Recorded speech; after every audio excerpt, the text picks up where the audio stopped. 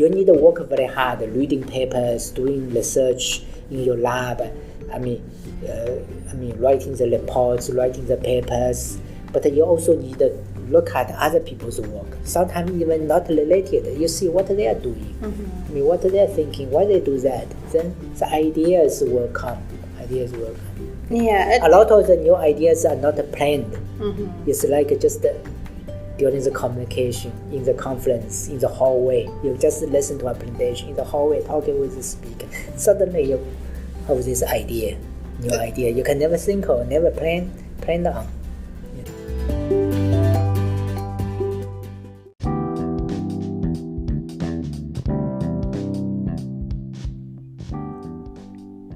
Welcome to the Navigating Nano podcast, where we explore the multidisciplinary world of nanotechnology with distinguished professors and researchers. Join us as we sit down and talk about their cutting-edge research, career paths, and expert opinions on the expanding world of nanotechnology. This week we're joined by Dr. Xiangwu Zhang of NC State. Dr. Zhang talks to us about how academic structures differ internationally. What if culture shock wasn't experienced when you came to America, but actually when you went back to your home country? And also, how to navigate and manage your creativity in academic spaces.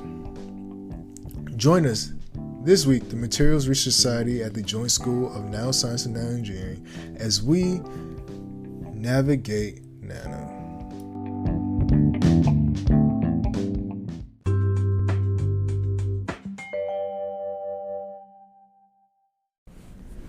Good afternoon. Thank you so much for joining us. This is Navigating Nano episode, and we are joined here by Professor Dr. Xiangwu Zhang. Xiangwu Zhang. I'm sorry about that. But no problem. Thank you for having me. Yeah, so he's a distinguished professor in textile innovation at North Carolina State University. And we were pleased to listen to you this morning, and you're talking about lithium-ion batteries. That is a science that some of us don't understand, but we appreciate the fact that you're doing like extraordinary innovative work that contributes to the community and to the world. So your research interests are basically on nanostructures and multifunctional polymers, and you say that you have a background in polymers. Yes, and nanofibers. Both my undergraduate degree was polymer material science engineering, and my PhD, right now it's called material science engineering. Actually, when I entered the PhD program, it was called polymer material science engineering. But when I graduated, they merged with material science engineering. Okay. So I got my PhD the diploma. The paper says material science engineering, but really I learned polymer materials and engineering. Okay, so but during the research in my career, I also learned other materials. So could you tell us briefly on how has been your academic journey? Where did you start your academic journey? And how it has been that you transitioned into research and now you're a professor? Could you kindly give us a snapshot? Okay, so I was born and raised and also educated in China. So the college I went is called Zhejiang University, which is in a city like 1 to 2 hours west of Shanghai. And I think it is one of the largest university. So when I entered the university, I started a program called Polymer Materials and Engineering because I was always interested in science, engineering, but I was not sure which field to study.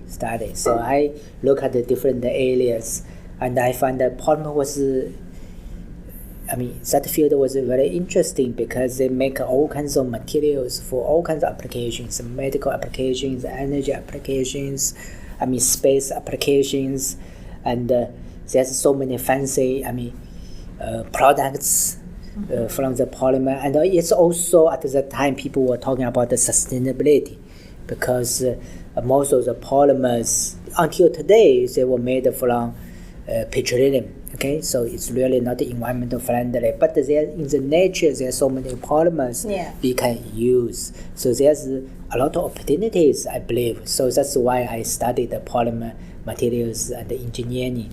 And after I finished my bachelor degree, I entered the PhD program immediately because we had some professors there doing wonderful things. I wanted to do the research with them. So after I finished my PhD degree, it was 2001. I have now I had to make a decision what to do with my life. Okay, whether become a college professor in China or go to industry, work for a company, or go overseas. To explore. Okay, and so I think it might be interesting because I never left China before. So I wanted to go because at that time in China's the research or the education were still far behind like US, Japan. So I applied to two places. I applied to Japan and I applied to US. I got two offers, one in Japan, one in the US, and I made a decision. I wanted to come to the US. And I went to Texas A&M University. It's a big university, it's a wonderful university, and I started to research. The research I studied was very different from my PhD research. In my PhD, I was working on conductive composites, polymer composites. So basically, we get carbon black, carbon graphite, or metal materials, copper, or silver particles, nanoparticles, add them into polymers to make them into conductive, and also create all kind of functions. For example, they will change the conductivity when you apply a pressure. So they can be used as a sensor, or when you change the temperature, their conductivity changes. So it can be a temperature sensor or a heater, self-controlled heater. But when I come to the US, I was hired to do very different research, to do research on lithium-ion battery. At that time, lithium-ion battery was still relatively new. Much fewer people was working on that area. And which year was this? 2001. Okay. 2001. Today, you go to any university, there's multiple research groups working on we also do the same here. Batteries. Yeah. And at that time, they were fewer because that was still a new technology, and the only application at that time mainly laptops, computers. And today, of course, all cell phones use lithium battery. At that time, only few, very high-end cell phone was using, because at the time, that was before the smartphone, right? So all the cell phone, all it did was make phone calls, text message. You really don't need a powerful battery. So at that time, many cell phones use nickel or other type of batteries, but some of them, the expensive ones, use lithium-ion batteries. And that lithium-ion battery was the most advanced. So they wanted to, take the A&M, they have a strong research group, wanted to advance the research of lithium-ion batteries, make them, more powerful, more safer. However, at that time, very few people was doing battery research.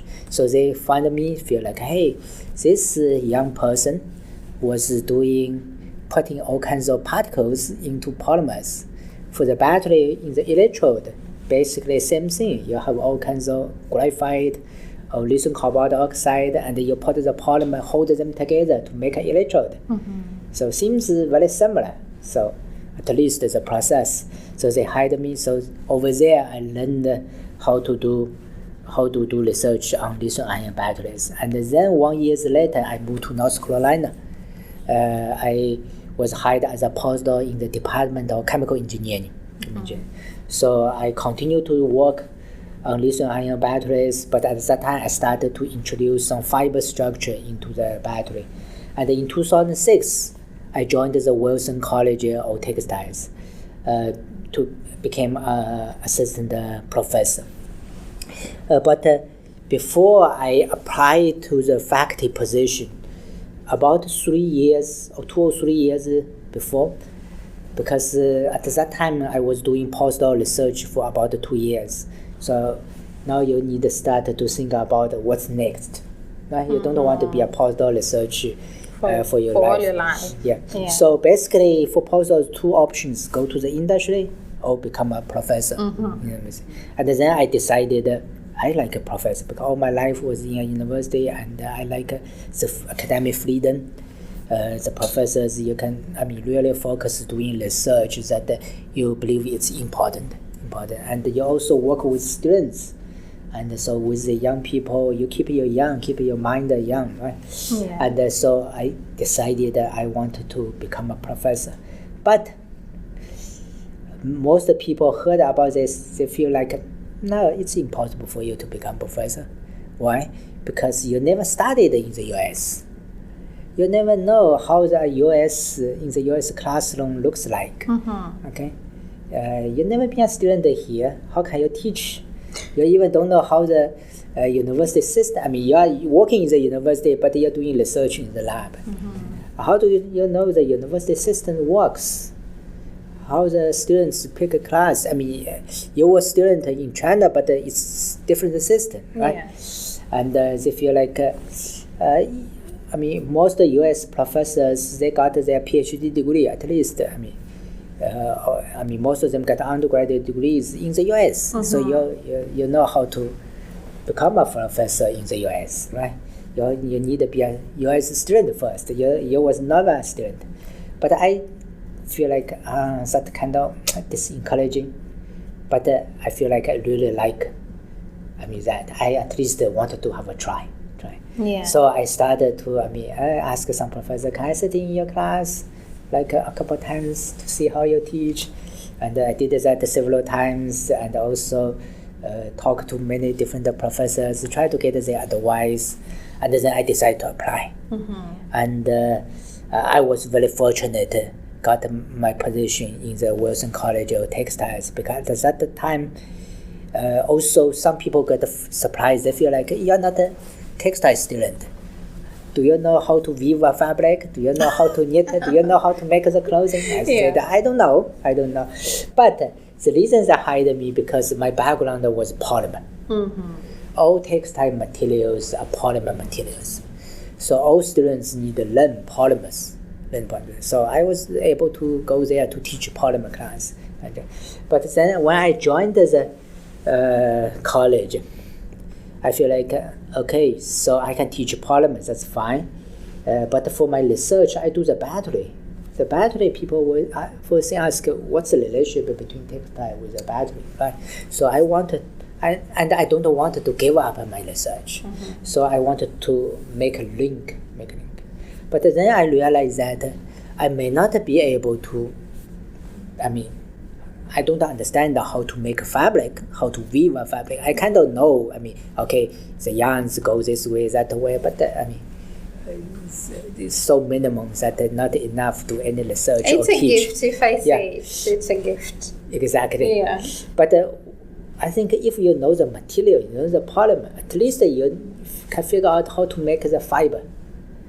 And the fiber is the building block for all the textile products. You start with the fiber.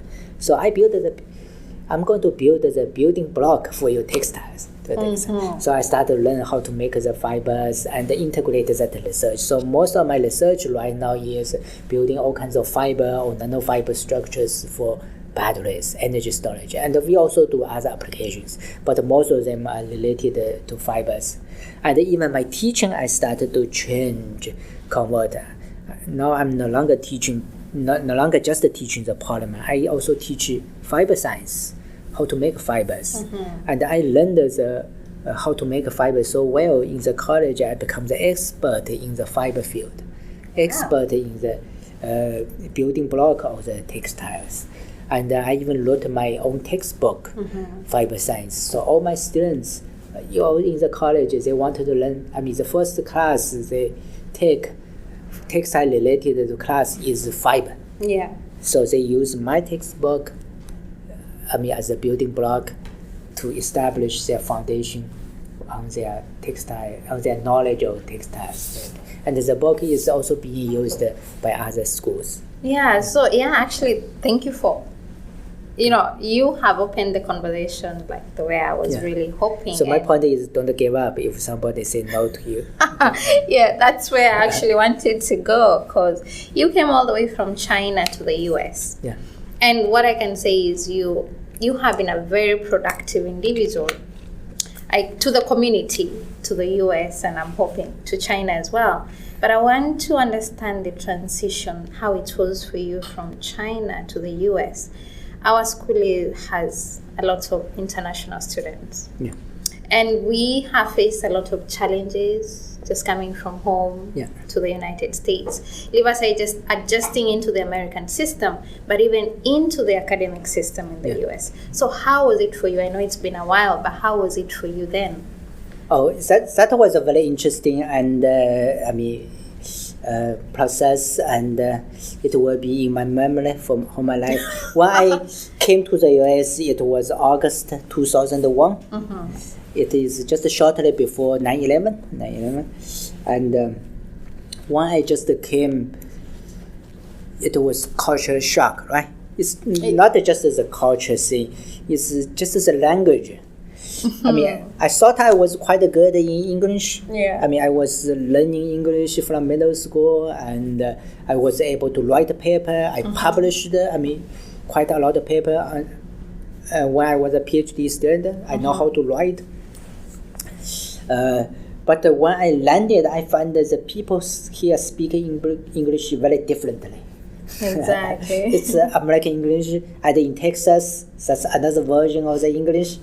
And it's very different from the English I learned when I was a student in the English class. I guess it was more like British English. Yeah. So when I just came here, so initially it was difficult, because when I went to the office and the secretary was not able to understand my English, I was not able to understand her English.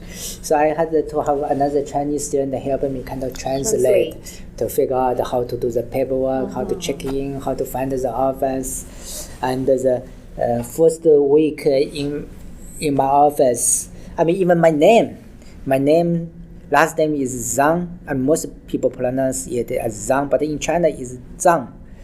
And it's very difficult for Americans to pronounce because it starts with Z. Okay, not many words in English start with Z. And mine is Zablon. Zablon. Yes. Okay. But make it more difficult is after Z you have an H. Then it confuses everybody. What is ZH? My first name started with X. It's not easy. That one is hard. That was also hard. So the first week in my office, someone called me. Basically needed me to do some paperwork or something. I was still checking in. Said, hey, may I speak to Dr. I think they said Dr. Zing. In Texas, a lot of people will call me Dr. Zing.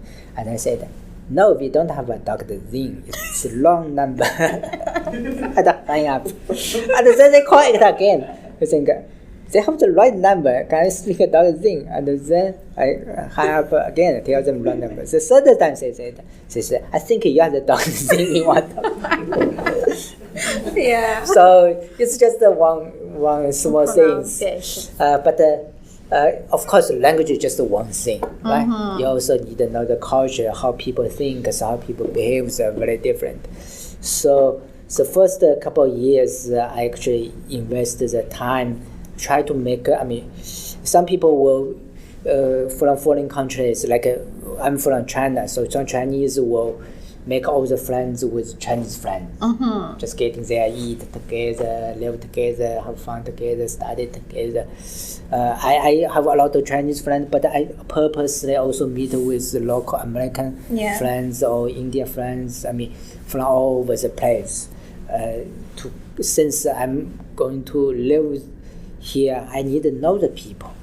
And also try to improve my English. And try to talk to people. I also watched a lot of movies. So initially I have to have the caption.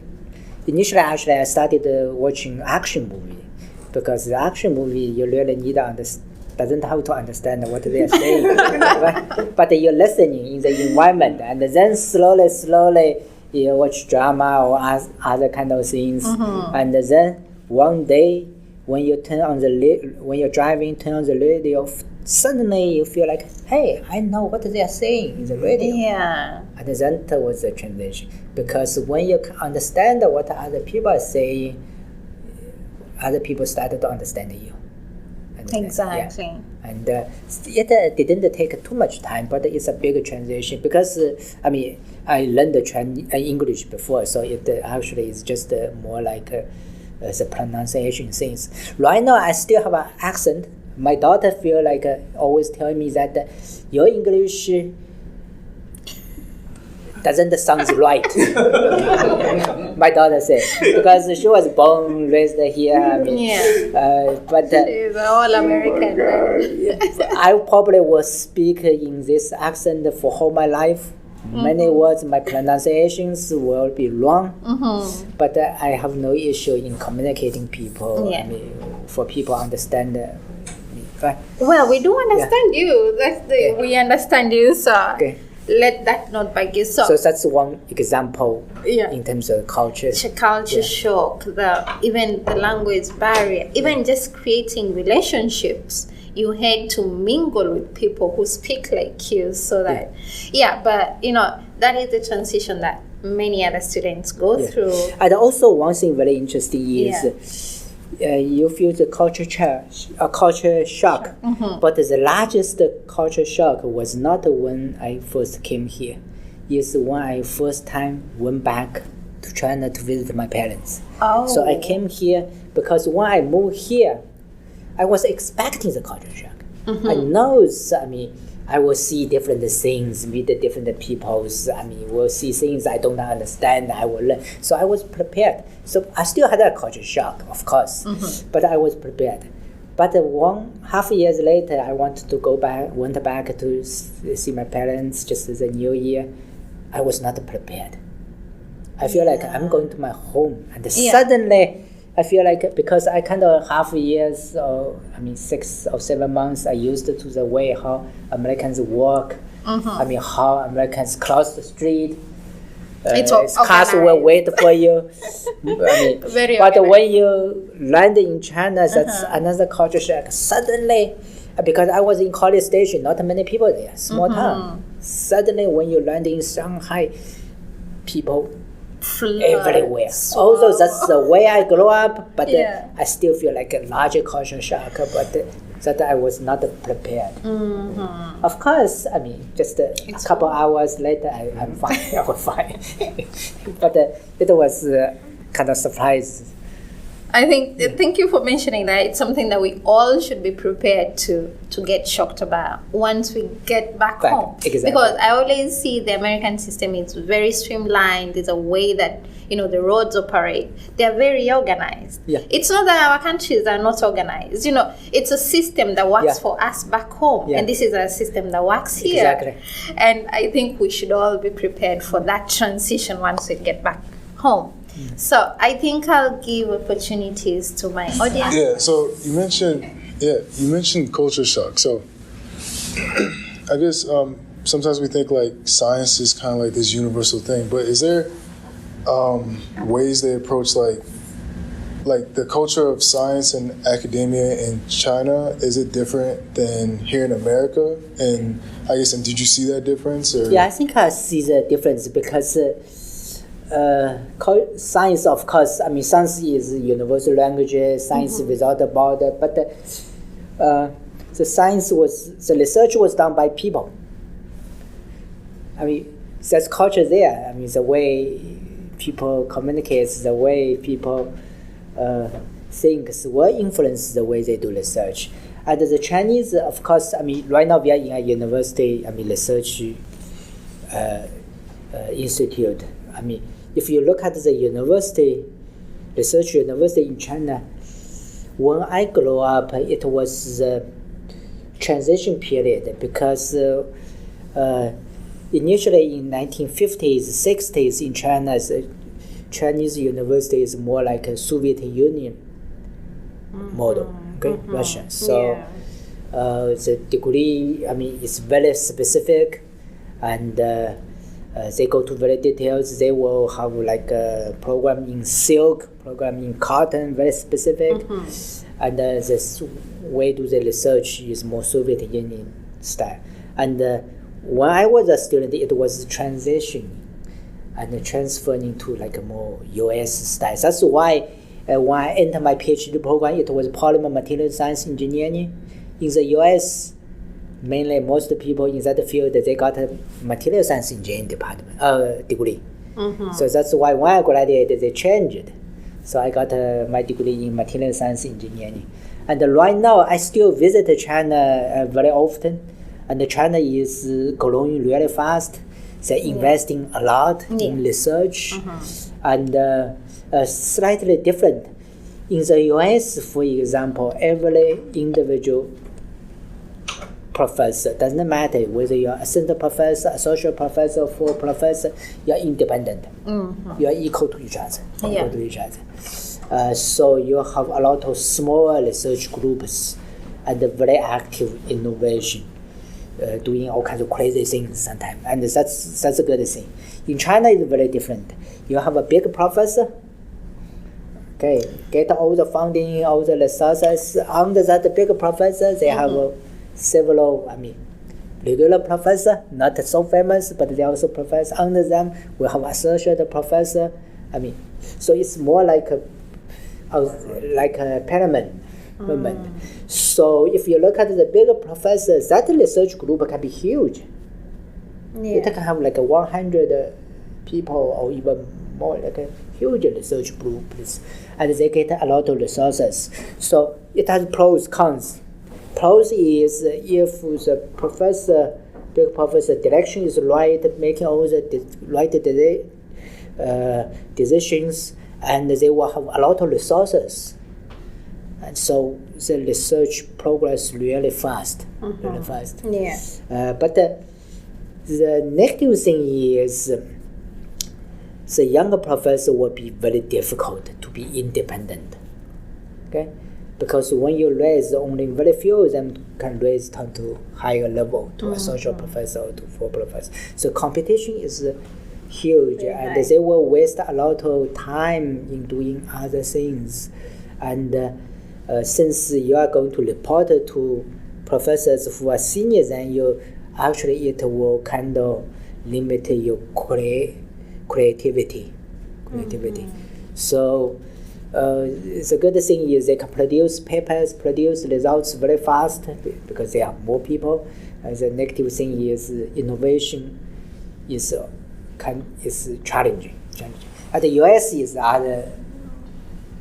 is different because all the research groups are independent and the innovation is great. And of course, our weakness is sometimes you invent new things, but when you move to the next stage, since the professor has less resources, it will be very challenging. You may have good papers, have a patent, but go to the next step, you don't have the resources. It's challenging. And I think groups are smaller. And that's I think a challenge that a lot of countries face, because even where I come from, it's those dynamic. There is a bigger professor, you're answerable to. So it makes these other minor, professors to be less motivated and less productive to really do what they would like to do. And that academic freedom that is in the US is what I think we should all take advantage of. Anybody else with a question? So your work is on lithium-ion battery, and lithium is kind of scarce, as I get it. Is it? What? It's scarce. Like, we don't have enough lithium anymore. That's the challenge because that's the challenge. If you look at the last few years, you see the cost of lithium has been increasing dramatically, simply because right now we have Tesla and we have different electric companies cars. have electric cars. They are coming to the market really fast. The demand is very and high. pushing the demand. Of course, then the laptop, cell phones, many other applications are also using lithium-ion batteries. But the electrical vehicle market use the amount of lithium they use is huge, huge, and you are seeing the price is increasing. And right now, still the majority of people are not driving electrical vehicles yet. You imagine over the year, more and more people driving electrical vehicles. We are not going to have enough lithium because the resources on this planet is limited. It's very limited. Okay, so we probably, we should continue to develop these batteries. For electric vehicles, other applications because it's good for the environment. But we also need to look at other technologies. For example, sodium-ion battery. Other batteries doesn't need to use lithium. Or fuel cells, for example, we also do research on fuel cells that use hydrogen fuels or alcohols as fuels. They also have very high energies. So in the future, I think probably we will have to use different technologies, different energy devices, not just for vehicles, for other applications also fine, because energy is very important. And talking about the electrical vehicles, electric vehicle, of course, it is more environmentally friendly compared with gasoline vehicles. However, more clean, much clean. However, it will be clean only if the electricity you're getting is also clean. Right? But if you still have electrical plant use very dirty fuel, very environment unfriendly way to create that electricity, and then you use that electricity to charge your electrical vehicle, you are not polluting. You are using the electricity, but whoever producing that electricity is causing environmental damage. Right? Yeah. So we actually need to look at the whole. Big picture. But the electric vehicle is already one huge step ahead of gasoline, engine vehicles. Yeah. So what you're trying to say is we need to look at not only lithium, but even a way to sustainably use lithium in the long run. Exactly. But now that presents. But right now, for the time being, look at all the technology that is available. The most feasible approach for the foreseeable future. But in a long, in our lifetime, we probably will see different generations of technologies. Which presents more research opportunities. Exactly, for all the students. Yeah, and I think the research aspect is what we all want to get involved in. But I'm more curious, okay, you chose academia and you're comfortable with being in academia. How does your work translate into industrial applications? So, the research, of course, in academia, we have the academic research, freedom. You can do some research very fundamental. No industrial application, or you have no clue on what they can be used, that is fine. We do need to have some scientists working on these areas, because in a long run they are going to revolutionize many other fields, right? Yeah.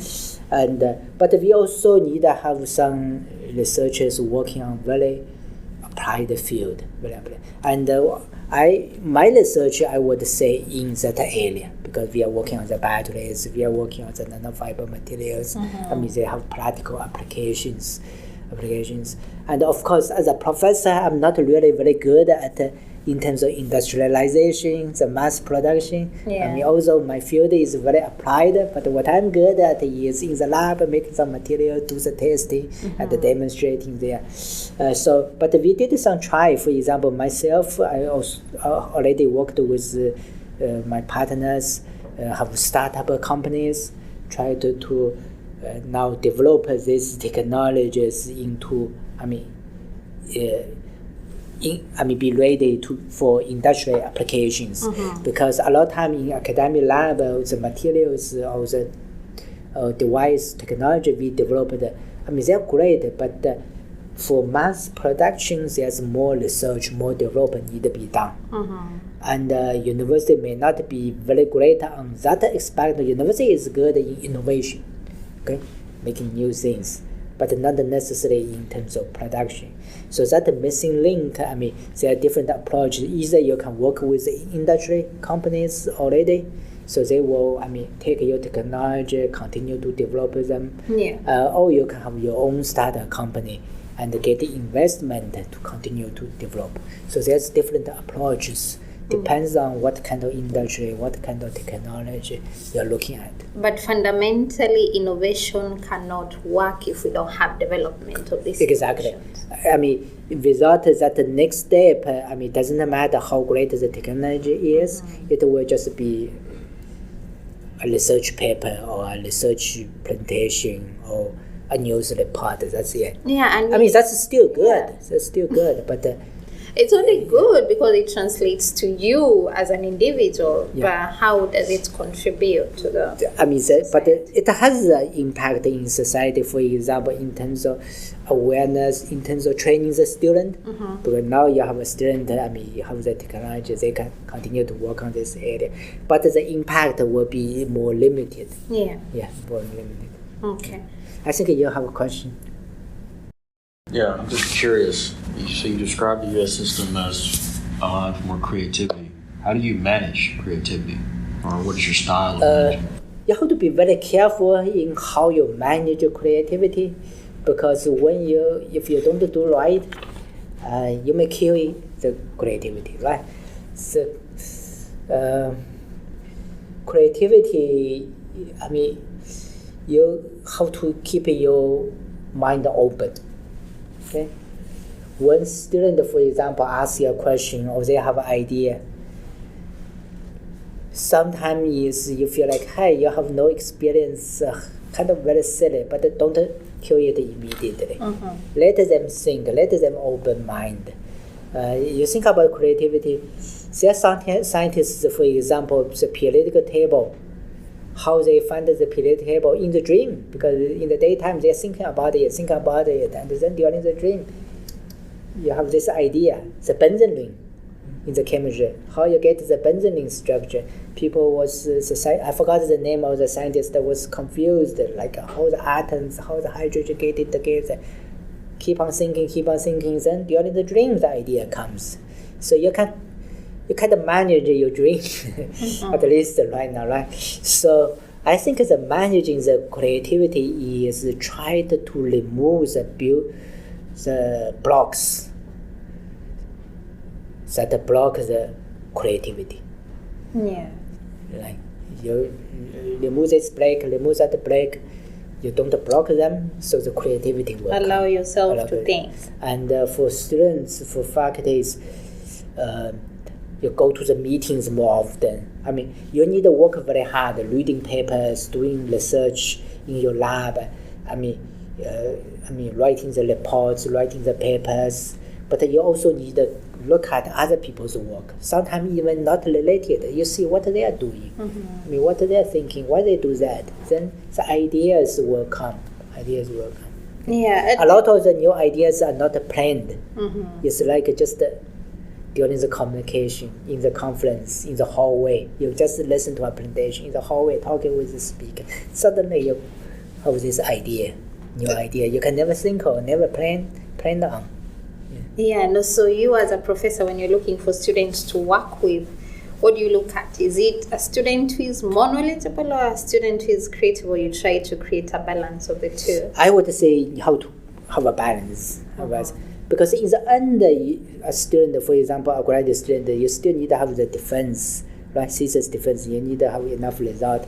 So you need to be able to calm down, go to the lab, do the experiments or do the simulation in front of the computer. You will have to have the patience to repeat the same type of experiments over and over, right? Months after months. Multiple years sometimes, doing very similar things. You need to have this passion there. But at the same time, you shouldn't be narrowed on that work in front of you. You still keep an open mind. because without that, the creativity is not there. But if you are not patient on your everyday research, you just every day you think about the new things, but never implement them. That creativity is not real creativity. It's just some random ideas. Yeah. You get the idea, you need to implement it. You need to do it because many of the ideas, okay, it sounds great, creative, but it may not work. So that's fine.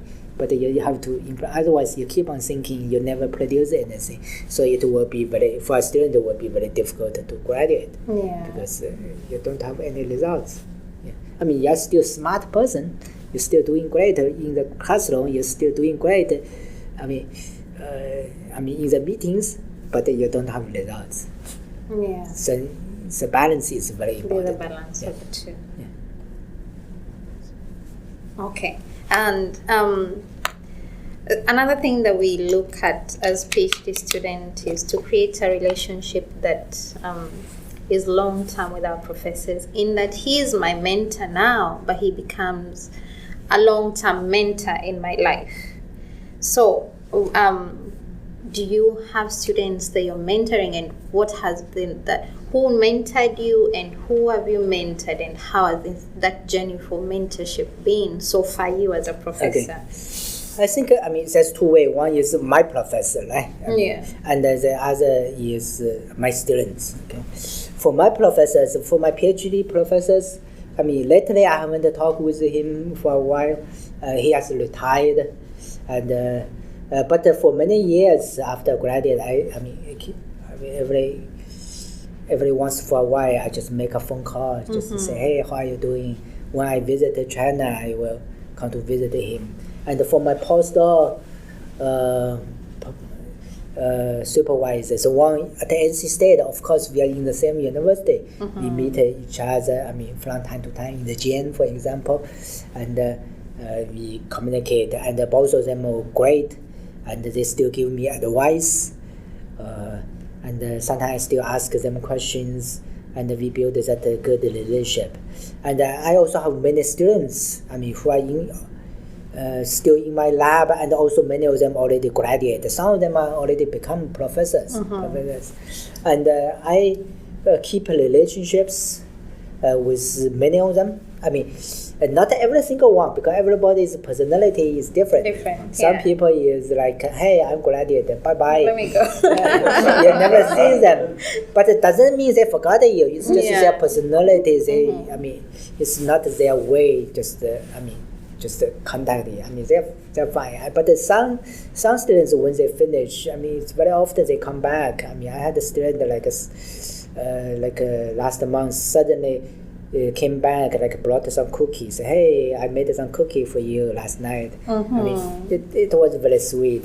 And many students, I still had a very close communications when there are opportunities, like a job opportunity or other things, I still forward to them. And then when they have in their career, in their job, they have want to have someone to talk, they trust, they come to me still. So I have good relationships with many of them. And a good thing about a university professor is seeing the students grow. Some students, when they just came in, they're just in early 20s, for the graduate school, very shy, they even don't know how to communicate with you. And then in your lab, you see they grow, get mature.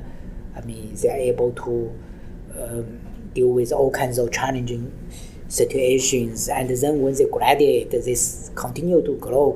You see them grow. Sometimes many of them becoming better than you. They become professors. They publish more papers, get more fundings, and they have more strength than you. When you see that, you feel so satisfied, so proud. And you hope every student doing better than you. Exactly. Actually, a lot of students, if you look at the teachers who taught us when we were young, we are doing so much better than them. But it doesn't mean that they are lesser people, but it means that they made such a good impact in our life that we become the people that we are. It's, the thing is, every generation, generation after generation, doing greater and greater things. Greater and greater. Yeah. So what would you think if a student maybe who finished like 10 years ago has never talked to you, suddenly they want to talk to you after 10 years? How would you interpret that? I would say, hey, I will make my time to talk to him or her. I was very surprised, but I know there must be a reason. Must be a reason. I don't know what it is, but I'm ready to talk to the student to find out. Yeah, and I will be very glad that the student finally contacted me. Yeah, I think the mentorship thing is what most of us want to foster while we're in graduate school, so that this relationship becomes, he will recommend you or she will recommend you for your next move. Yeah. Yeah, and how do you push your students to either go to industry or academia, or you get to know who they are and where they want to go to after they finish? So I would say every student is different. There's not one choice is better than the others. But the student, of course, when the student is young, sometimes, some students are very determined. They know when they finish, they are going to the certain industries, or they want to become a professor, or they want to become a researcher, whatever. Some students are very determined. That's, as a professor, that's easy thing, right? If you get very determined, I just help you. But there's also some students, they really don't know yet. Even when they become a PhD student, they are not very sure when they finish whether they want to work in academia or work in industry or do something else. But that's fine. Because when you are young, I was a student before, right? When I was a student, I was also thinking what I should do. Sometimes I change your mind. One day you want to do this, next day, you want to do something different. That's fine. For this kind of student, very often is I just communicate with them to guide them, and for me is I just try to explain from my perspective what are the different career paths looks like. What it looks like become a professor, for example, in the US or in China. Or India. If you want to go back to your home country, if you're a foreign student, what will looks like working in the industry. Although I never worked in the industry, but I have friends, I have family member working in that. So I kind of have some basic idea, not much experience, real experience. So I tried to provide the necessary information and help them to make their decision. Thank you so much. So it's been such an honor to have you for this Navigating Nano episode. Great pleasure. Yes, so we were privileged to have Dr. Zhang from North Carolina State University, and I was your host, Faith Zablon, a PhD student, Nano Engineering Synthetic Biology. It's been wonderful, and we want to thank you. I hope after this we can create better relationship with our students here. Let's see how we can get engaged in more conversations. Okay, thank you. Thank you so much. Thank you.